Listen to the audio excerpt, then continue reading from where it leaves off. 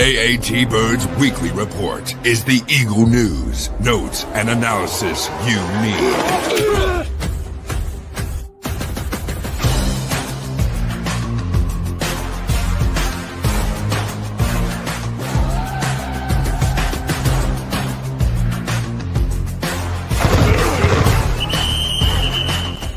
It's all birds, all the time. How about them Eagles?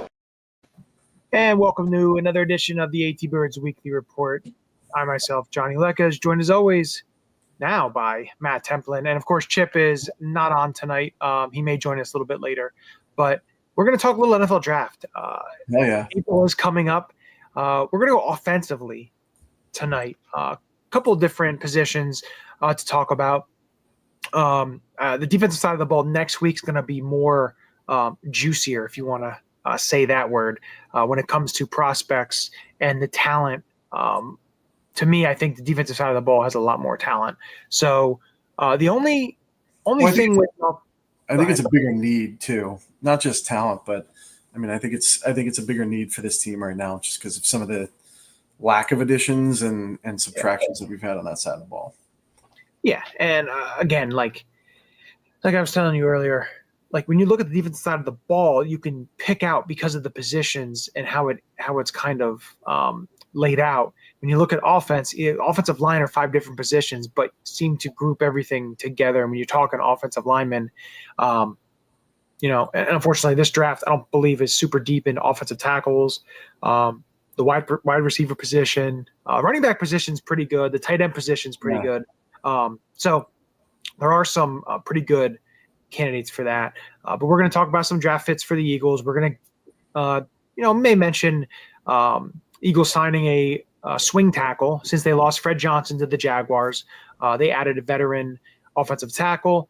And then I have an Eagles trivia question again. I feel like it's a fun thing. Make your brain work a little bit. But I dread it, but I'm up for it. It's okay. I will give the props to Chip last week because he did get every single one of the first question. He bombed the last the question with the naming of the players who wore the last number, which you did better at that one. But you guys were kind of like 1 for 1 in terms of question-wise. All right. All right. Okay. All right. Yeah, I'll give you that. He did get every one, and he actually got acres, which I wasn't even thinking of. The acres, I was impressed by that. That was a good one. That was a good pull. So I want to talk a little bit offensive line here. Let's start with the offensive line because, the Eagles lose Mekhi Becton. We know Tyler Steen is there. They added Kenyon Green. But when you're looking at the offensive line, Lane Johnson did sign an extension, but again, he's going into his 13th season. And you take a look at the offensive line and you always need depth. And especially when you have a coach like Jeff Stoutland, you want to make sure that you are bringing in quality players to be able to mold them and potentially make them a starter for the future, depending on how it goes. And the biggest thing is going to be, do the Eagles go after a replacement for Lane Johnson, a player in waiting? We saw this kind of happen with Jason Kelce for a number of years. You had Isaac Seumalo drafted, then he wound up moving to guard and then wound up leaving. And then you had Cam Jurgens, who then played at guard and then finally stepped in. So, you had Dickerson in between those two. We had Dickerson as well. Came in as a center. Yeah, he came in as a center. I think he had primarily played all 5 positions at one point, but he primarily came in as Kelce's replacement. And then just wound up being an absolute stud at guard and hasn't left since. But yeah, I mean, it's funny you brought that up because I was going to mention that too. It's a similar situation. You got a guy on the last legs, right? So to speak, still playing at an absolutely incredibly high level. Same thing with Kelce, where he was like, oh, he's done. He's a little too long in the tooth, but still kicking ass out there. Lane is getting better somehow. Maybe it's the savvy vet in him. I don't know, but like his technicality has gotten better. His footwork has somehow gotten better. His longevity and durability seems to have gotten better. He's those two are phenoms here, but I think we see a similar situation potentially in the next couple of years, and we've been talking about this for the last two, is that right guard of the present, right guard, right tackle of the future. I wonder if this is the year that they pull that trigger, or at least someone with a little bit more versatility that can go to both sides. I don't know. It'll be interesting to see, especially as they've started to report some of these visits. I mean, we're starting to get some of those defensive visits in now, but I mean, the first, 5 or 6, were offensive tackles. Yeah. So they're obviously doing their homework there. I would assume in the first 3 rounds that'll be addressed. So I'm going to start off here with offensive tackle, not somebody that's like high rated guys. When you look at where the Eagles are drafting, you kind of have to put that into play here too. You can't be like, oh, I like Membu. I like all the, like, they're not going to get these guys. These guys. Is it Embu? I think it's Membu. Yeah. I think he's a guard, but yeah, go ahead. Campbell, like some of these guys you're not going to get. So the way we're going about it is seeing who would be in the Eagles area, whether it's the first round, whether it's second, third, the whole draft, and seeing who could possibly fit. And one guy that's always popped up for me, and even watching college football on Saturdays, really stood out to me, was a guy from Rutgers, Holland Pierce. Big, 6'8", 341 pounds, 36-inch arms. Yeah. Like, the guy is massive. And he's a guy that I feel it's a perfect player for Stout to be able to mold. He has that size, that Mailata type of size. And, watching him play at Rutgers, I know Rutgers did not have a great season and everything along the lines of that, but he had to go up against top talent in the Big Ten. So, it's not like he's not battle tested. And I feel like he's a player that, drafted in the mid rounds, whether it's the 4th, maybe the 5th round, he slides to. He could potentially go a little bit earlier into the 3rd, but I think in that 4th round range, would be good. But he started games at right tackle in 21 and 22. He started 25 games at right tackle in those 2 years. Yeah. And then the final 2 years, he started 26 games at left tackle. So he is able to play both sides. His measurables are unbelievable. He has unbelievable power. He has to work on some things. But to me, when you look at this and you look at an offensive tackle and a guy you're going to draft a little bit later, the prototype, the size, the strength, the measurables for Stout to be able to mold is all there. And he's a player that, he may not be ready to step in right away, but you give him, 2 years under Stout's tutelage, and if he needs to step in with an injury and stuff, there's a possibility that he'll be able to succeed. I like Holland Pierce as a player, and I've liked him since I saw him play for Rutgers in 23 and thought, well, who is that guy? Yeah, and he's kind of hard to miss. Yeah, no, I think it's a good thing. Yeah, hard to miss would be a pretty good thing to say there. But also, when you look at him and you look at, like, I won't say the neck roll is something that throws me. I need it, but come on, we have an offensive up around. That bumps you up around. If you're a 5th round talent and you have a neck roll, you're a 4th round talent. Like, exactly. That's the rules. I don't make the rules. That's just the way it works. The neck roll. But you can't teach that size. No, you can't. And then that athleticism. And, he's a guy who I had on my list. We've talked about him a number of times. He's kind of hard to peg too, because it's not a super, like, star-studded draft at offensive tackle. I wonder how highly some of these guys are going to go. I wonder how high a guy like Holland Pierce is going to go. I've seen anywhere from the 4th round all the way to like the 5th or 6th. Okay. I'm interested to see where he goes. Offensive line typically gets drafted a little higher because of the positional value. Mm-hmm. But I really like him, to your point. I think he's one of those guys. I went to watch Manangai I believe that's how you pronounce his name. The running back from Rutgers, and wound up staying for the Holland Pierce show. Yeah, he's got power. He's got that size that Stout looks for. I think that's a good pull there. Who's a tackle on your list that you're kind of thinking about? Similar to Holland Pierce, I'm going with a mammoth human being, 6'8", 339. Jalen Travis, who recently popped onto my radar. He's started at Princeton, transferred to Iowa State. Super impressive RAS score of a 9.91. Wow. He ranks 14 out of 1,300, almost 1,400 players since 1987, as far as athletic scoring is considered. So obviously that's something Howie takes into account. He reminds me a lot physically and athletically of Mailata. I think Mailata is a much better athlete, but he moves well in space. He's got really good power. He's got 35-inch arms. And he played significant snaps at both left tackle and right tackle. He's one of those guys I could see Stout falling in love with, similar again to a Holland Pierce or a Jordan Mailata. I think he looks for those mountain guys with just rare athleticism that he can mold to something that that he wants. He for some reason he's one of those guys. Almost every year, someone screams to me, "Stout guy."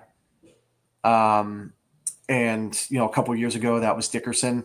I feel that way about Jalen Travis. I feel like he's going to be a target for them. Yeah, listen, I like him.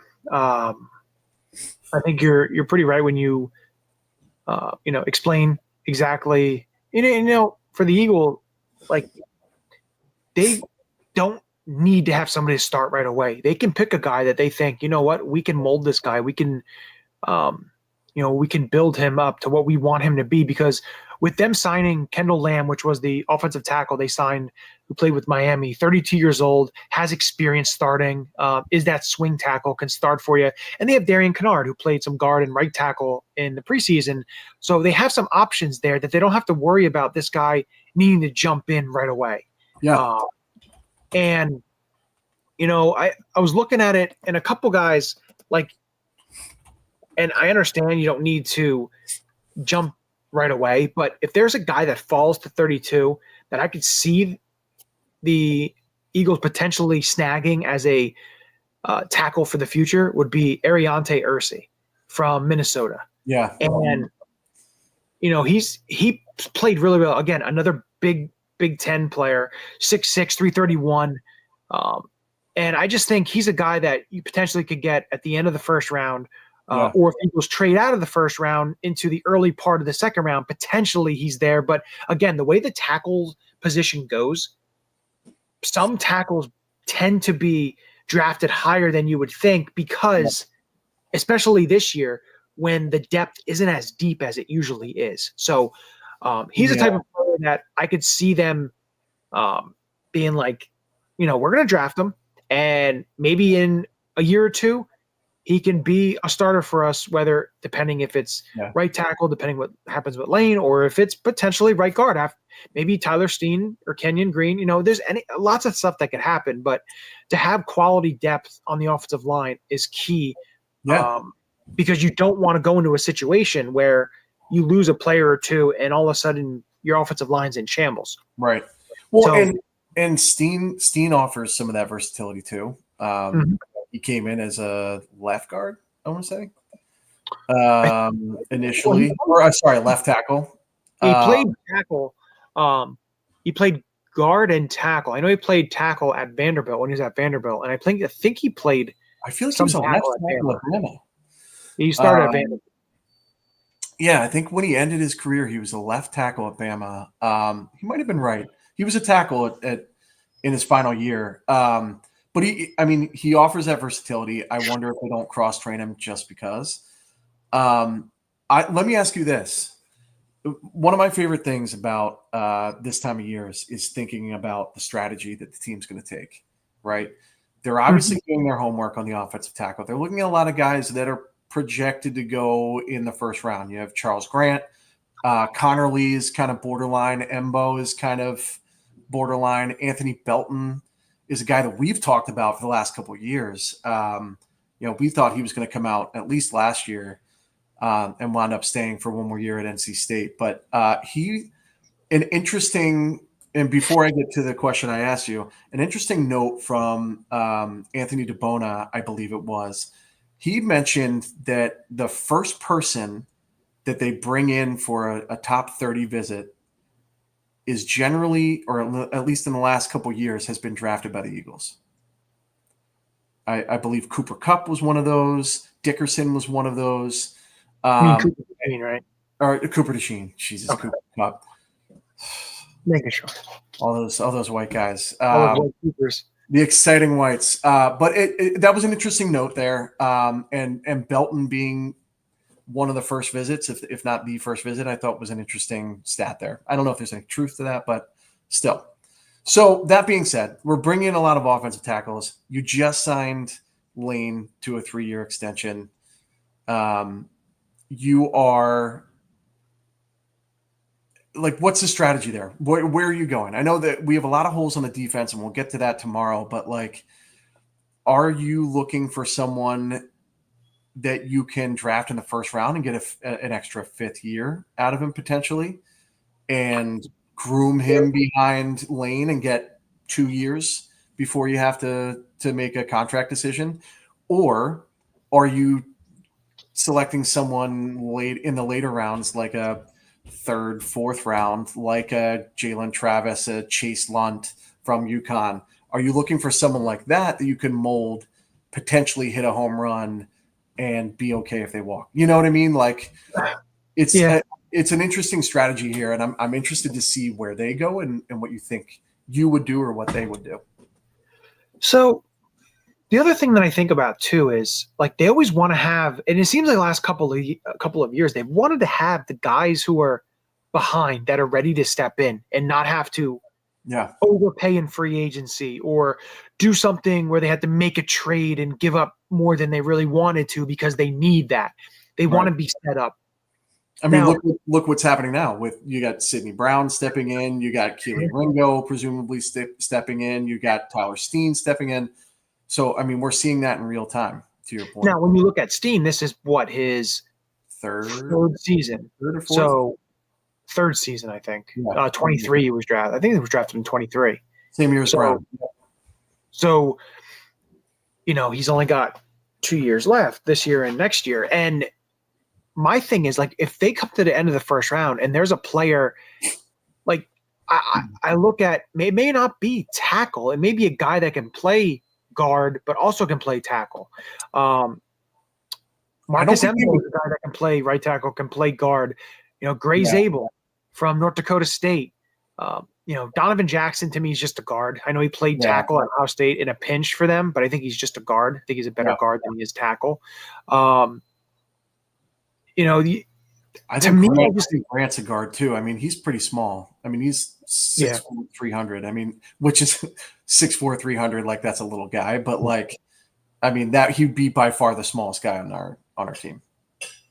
Yeah, and like, that's the way I think of it. I think, like, they're going to go into it, and if there's value there at that pick, that they know, hey, if we draft a Marcus Embo that can play guard and can play tackle, and somebody along the lines of that, hey, in 2 years or maybe in a year, depending on what happens with Steen and Kenyon Green, that he could step in, or they're looking at everything that's around. And, if they don't see the value there at 32, maybe they trade out of it, and maybe they get some more picks to do, because who knows what, like, they have so many picks, but I don't believe they're picking 20 players the next 2 years. They're going to use a couple picks to be able to do trades. And whether that is this too, is maybe they see somebody up 5 to 10 spots that they want. It doesn't have to be an offensive player, but they trade up. Like, they're in a position that they can do so many different things. Yeah. And like, the needs, I get certain needs, but the way the Eagles draft, it's not always what we need, because it's what is available, what's the best player available, how's it going to help our team? And if you have players in waiting and you're just recycling that, whether it's in 2 years they let Steen go to free agency and they have a Marcus Embo to step right in, or they have a Gray Zabel to step right in, and they don't have to worry about spending that money to recoup him, and they got a guy of similar caliber that can plug right in. So there's a lot there. Or in 2 years, Lane Johnson hangs it up, and they have someone to step right in that they don't have to worry about. Okay, now we have to draft someone, a rookie now, to play right tackle. No, they have somebody who's played potentially right guard that can play right tackle, and it's played like the Cam Jurgens aspect. So for me, they're at a point where they can do so many different things. And I think one big key thing is if a tight end, a playmaking tight end, drops in the first round into the 20s, don't be surprised if they trade up, because Tyler Warren. Yeah, well, I think Tyler Warren. I'm speaking to the football gods now. If you are hearing me, Tyler Warren, let him drop. I dare you to let Howie Roseman get Tyler Warren, please. So I want to give you two tight ends that I like. We'll talk some tight ends because. So my thing is, and the guy that I have is the gentleman that's pictured there, Mason Taylor. Mason Taylor, the LSU product. Like for me, when I look at, and I believe he is Jason Taylor's kid, correct? He is Jason Taylor's nephew. No, it is Jason Taylor is his dad. It says right there. His dad, and Zach Thomas is his uncle, right? I don't. It's something like that. I think you're right. Yeah, it's something. Yeah, Thomas is the. Yeah, okay. He's got a hell of a support structure there and a pedigree. So, yeah, he's super. He's on my list too. What's that? 6'5", 251. You know, when you look to 4.65 40, which would have been the second fastest. Yeah, by a tight end. That's super impressive. You know, he's very natural. His athleticism is crazy. You know, he can run the route tree. You know, just like to me, when you look at him, you know, he needs a little bit more refinement as a blocker. Sure. But again, I don't believe when Goddard came in the league that he was some great blocker. I thought he was. He wasn't. He was okay. Like, yeah, he was a move. Yeah, and you can work at that, and so I have no issue with that as him. You know, being able to, work his way. But I feel like he's a type of player. Now, I don't think he's going to go in the first round, maybe second or third round. He'll be a second round pick, I think. But I think he would be perfect fit for this offense, for this team, especially if they go ahead and move on from Goddard, which I think a lot of us are expecting them to do, depending on what they get for him and everything along the lines of that, whether they try and trade him or they unfortunately have to release him. I don't expect him to be on the team because I do know he wants a contract extension, most likely, playing the last year of his deal. And I just don't think the Eagles want to pay him that. And listen, he's been hurt the last couple of years. So a player like Mason Taylor would, to me, I would love to see him on this team because I think he could do so many things. And I think that when you look at the top guys like a Tyler Warren or a Colston Loveland, I think those guys are going to be gone by the time you draft in the first round. Yeah. And I know Harold Fannon's another name, but to me, Mason Taylor is one player that I just like his tools. I like what he does on the field, and I feel like he's such a great fit for the Eagles. Yeah, I think Mason's on my list too. He was the number one tight end that I wanted to chat about today. Super, super intriguing. To your point about blocking, like I think what you look for in the college ranks outside of a guy like a Warren who can do literally everything on the football field. I mean, he throws passes. Dude's an absolute stud football player. If you can't tell, I have a huge man crush on Tyler Warren. I mean, outside of him, like most of the tight ends that come in this league, I think what you're looking for is a willing blocker. Right, like first and foremost, you're looking for someone who can run good routes, who can make contested catches, who understands holes and zones, right? Finds those soft spots. that's what you're looking for, I think, first and foremost. And then after that, you're looking for someone who's willing to get their nose dirty, who's willing to act as a wing or a fullback in certain situations, get their nose dirty. And I think that's what you have in Mason. Like, he's completely willing to get in there as a blocker. I think there's enough to work with. I think he'd be an absolute home run pick. If you can't get a Tyler Morin. Yeah. Any other tight ends that you have your eye on? Well, you brought him up, and I know he's kind of a polarizing guy on Eagles Twitter right now, but Harold Fannin has always been a guy. He's not the biggest. He's not the fastest. He didn't really test all that well, which I was kind of surprised about. He's a smaller guy, 6'3", 241. But the dude is just productive. Like, that's all he does is produce, and not just against, shitty competition in the MAC. Like, he gets in on the MAC, and don't get me wrong, but like, he's also producing against big time programs like Penn State, Texas A&M. Every time I watch Bowling Green take on Penn State, and Harold Fannin is in there, he's a pain in the ass, right? He led the entire nation in receiving, not just tight ends, the entire nation. He had 117 receptions for 1,555 yards. So the other cool thing too is, well, he's got the connection with Scott Leffler, which I think maybe it's too easy, maybe it's too low hanging fruit there, but like, you got to think that if he has a good connection with Scott, which I'm assuming he does because they force fed him at Bowling Green, I would assume that he's in their ear saying, "Dude, this guy's a stud." I don't know enough about his blocking, to be honest with you, but I know as a receiving threat, like a Dallas Goedert, like, he'd plug right in, and he's not going to cost you probably a second round pick. He might be a third or fourth round pick based on the way he tested, unfortunately. Yeah. So like, he showed up again, like you said, he showed up against the top competition. So it's not like, he just beat up on the bad competition and made himself look really good.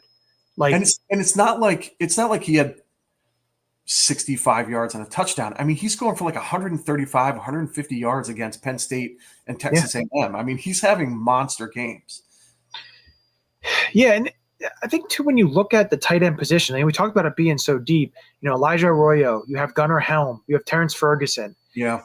You have quality players. Like, the Eagles are going to come out of here finally drafting a tight end early enough, not like in the 6th round or the 7th round, or like, they're going to draft somebody, especially if they let go of Goddard. So I think regardless, they're going to address that because we need to. Like, it's been too much extension. Yeah.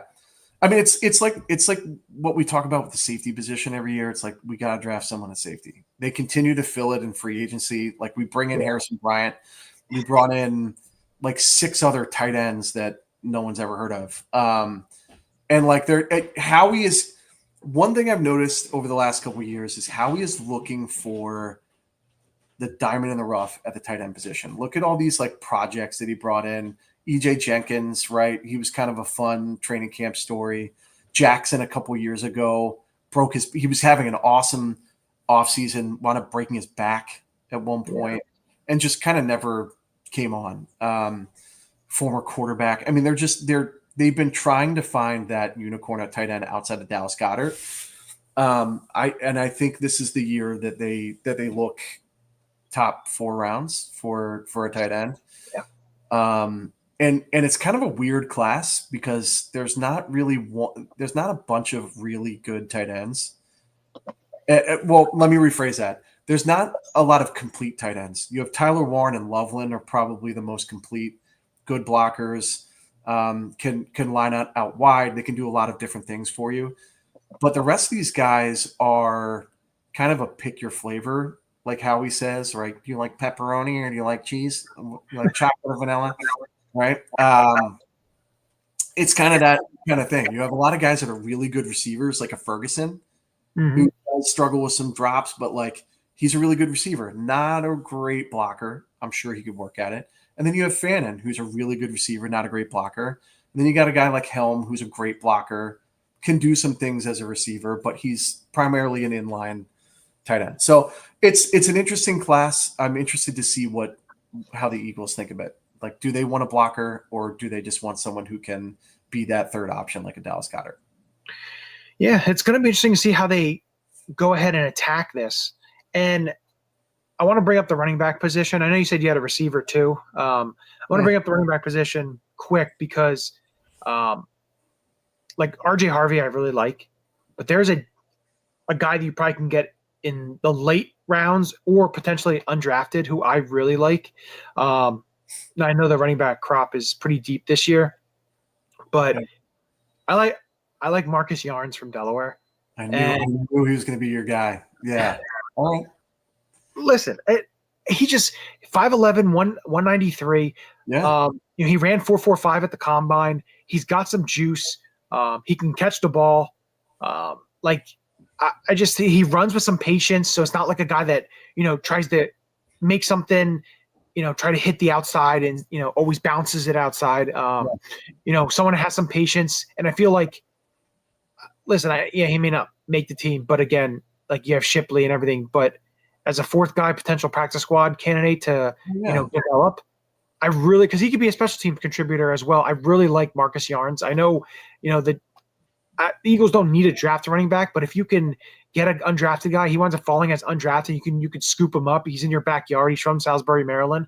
Yeah, he is a player that I really like, and I believe he did play the Penn State a couple of years ago.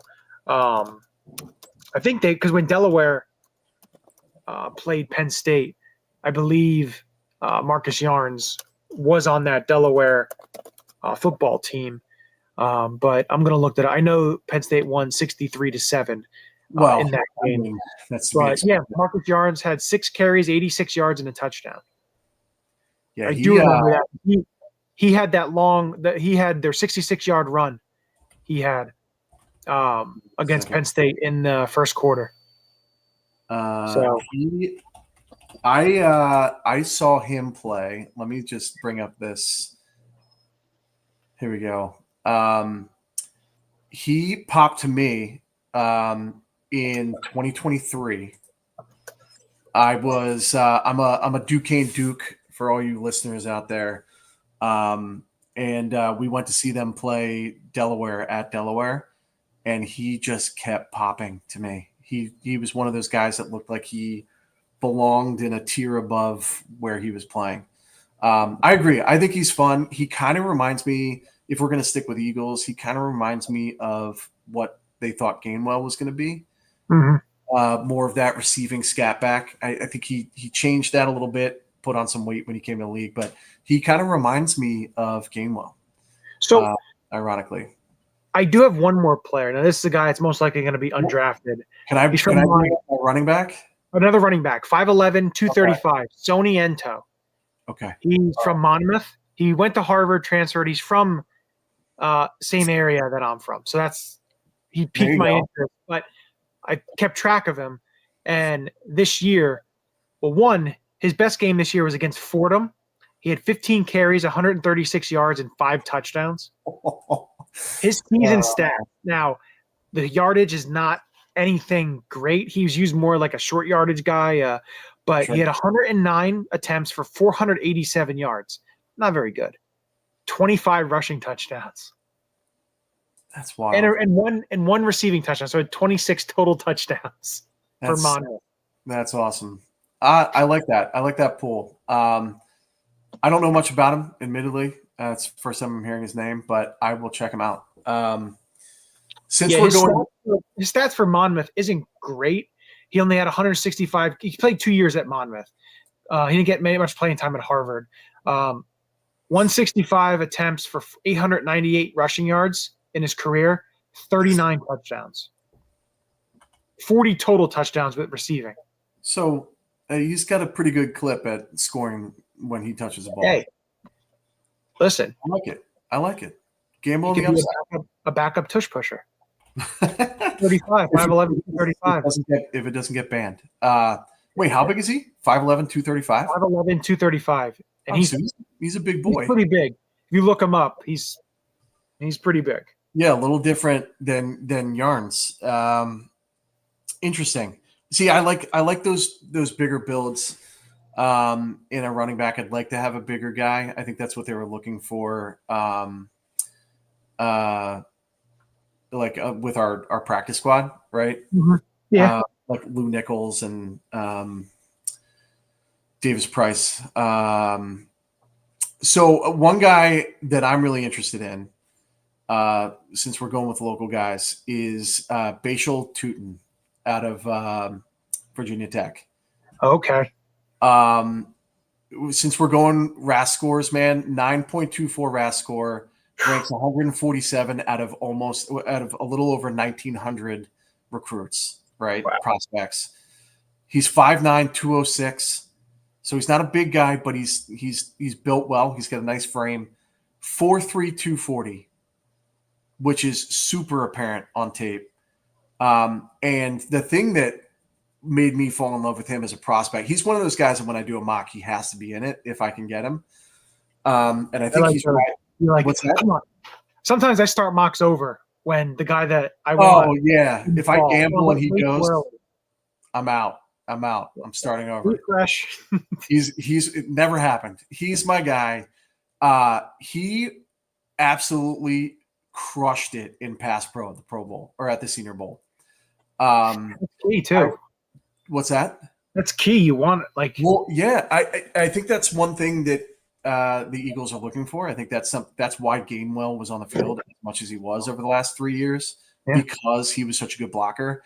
His pass, I'm telling you, when we get off this call, watch his pass pro reps at the Senior Bowl. He is going to square you up and he's going to smack you in the mouth, and I love it. And he's got ridiculous upside as a kick returner.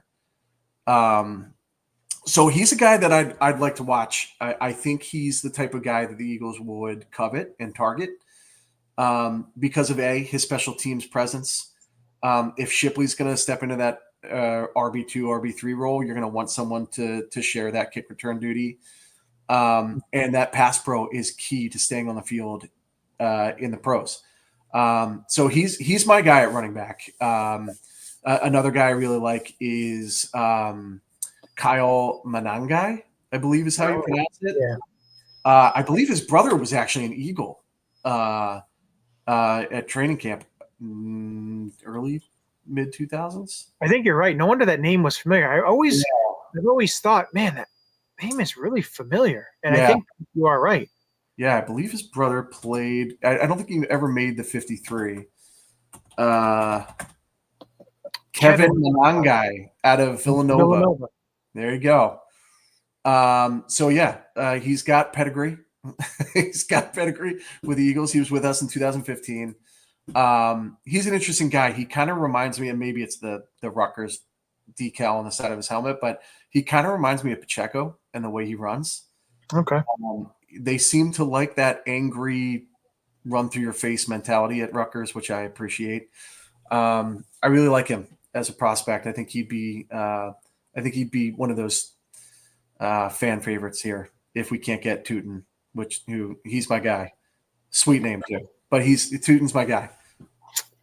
So I know you also had a receiver you wanted to bring up before we give this Eagles trivia question a nice. He's an interesting receiver that popped up in my brain this morning. I was reading a mock from Jimmy Kemsky at Philly Voice, and he brought up Dante Thornton from Tennessee. And I know we were both like, why does that sound familiar? Transfer from Oregon. He's a big guy. He's 6'5". I've seen anywhere from 205 to 215. Not a well-built guy, but he's a bigger receiver, tall receiver. And he ran in the 4.3s at the combine. So kind of that stretch, you're looking for that stretch receiver to clear space out for Smitty and AJ. And, I don't know how much longer Dotson's going to be on the team after this year. So I think you're going to look for someone that can stretch the field. He'd be an interesting name to watch in the draft. Thank you to Jimmy Kemsky for putting him on the radar. Yeah, like he's last year he led the FBS, 25.4 yards per reception. He's battled some injuries. I know 23 only played 9 games. Yeah. But with Oregon in 2 seasons, didn't play a whole lot, only 5 total starts, had, only 26 catches. He had over 530 yards and 3 touchdowns. So not super productive, but again, Oregon usually has 4 to 5 receivers that they usually display. Yeah. Like they don't usually have one guy; they have a multitude of guys, and they spread it around. So I mean, in Tennessee, he's got 26 receptions, 661, 661. So he's popping 25 yards per catch. Yeah, and 6 of those 26 catches went for touchdowns. So the guy's obviously got elite speed, which is you can't teach that. I know we were saying it beforehand, and people aren't going to love this comp, but he reminds me a little bit of Quez Watkins from a build and kind of a college production perspective. I would hope he has better hands. But I mean, he might be one of those mid to late round flyers that maybe you can squeeze a little bit out of. Very least, that wide receiver 3 in our offense is really just doing it for cardio anyway. So like, find someone with that blazing speed that you have to respect, and open it up for the middle. So anyway, interesting name. Not much from a receiver standpoint because we're not going to be drafting anybody, I think, in the first 3 rounds. So haven't done a ton of homework on them, but he seemed like an interesting mid to late round flyer. So now it brings us to the final segment here, and it's Eagles trivia question for you. Here we go. This one shouldn't be super hard because out of the top 10 games played in Eagles history, so essentially top 10 games played Eagles history players who've played the most games in Eagles history. Yeah. Out of those 10, can you name 5? Most games played as an Eagle. Yes, as an Eagle, not total NFL, as an Eagle. So, I mean, 2 off the bat are Kelsey and Graham, right? They hold the top 2 spots. Yep. I would assume Akers is in there. Akers is in there. That's 3. Thank you, Chip. I know Lane's up there because he's on pace to break it if he plays. Lane is not in there. He is 11. He is 1 game away from 10th all time. All right. Fine. 3 in there, didn't I? So we'll get 3. That's bullshit, by the way. How the hell do you not say this guy? Like, come on, our childhood. I mean, Dawkins? Yes. Yeah. He's 5th. It would have been a lot higher if Joe Banner didn't let him sign with Denver, but again, that's for another show. That sucks. Trying to think of dudes that have been here like forever.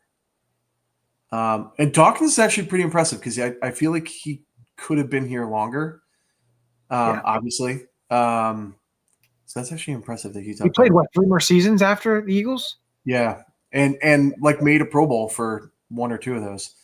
As an Eagle.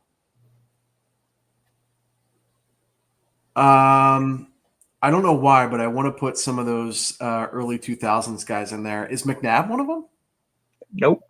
Yeah, because he played those 10 years. You got not Runyon. Nope. Not Trey.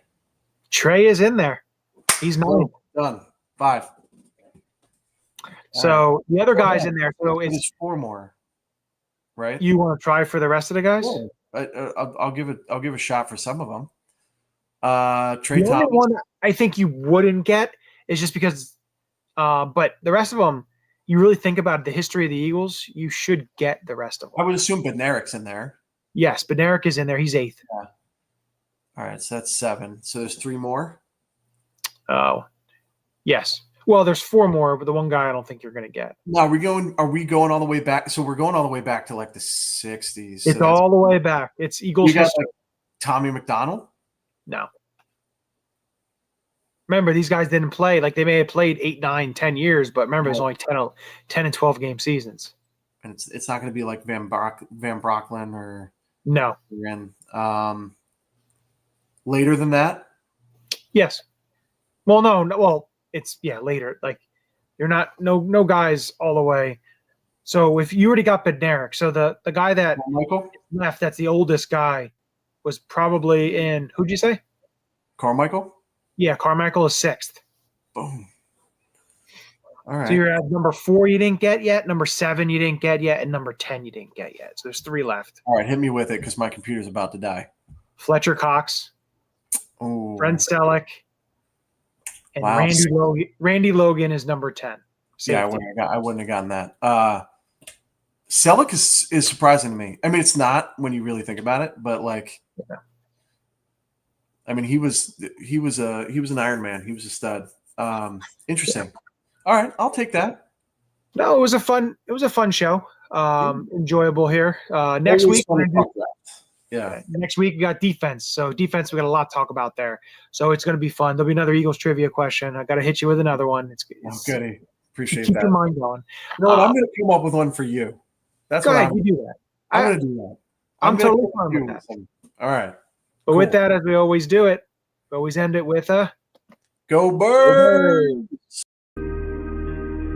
This is Matt Ware. Hey, for all the Eagle content you need, go follow All About the Birds. They do a damn thing. Check them out. Hey Eagles fans, I may be in Tampa, but I know where to find the best Eagles content out there. Check out my friends at All About the Birds. Philadelphia, what's up? This your boy Freddie Mitchell, aka Fred X. It's all about the bird. All birds all the time. All birds all the time. All About the Birds provides you with weekly analysis, game recaps, informative interviews, and it's all birds all the time.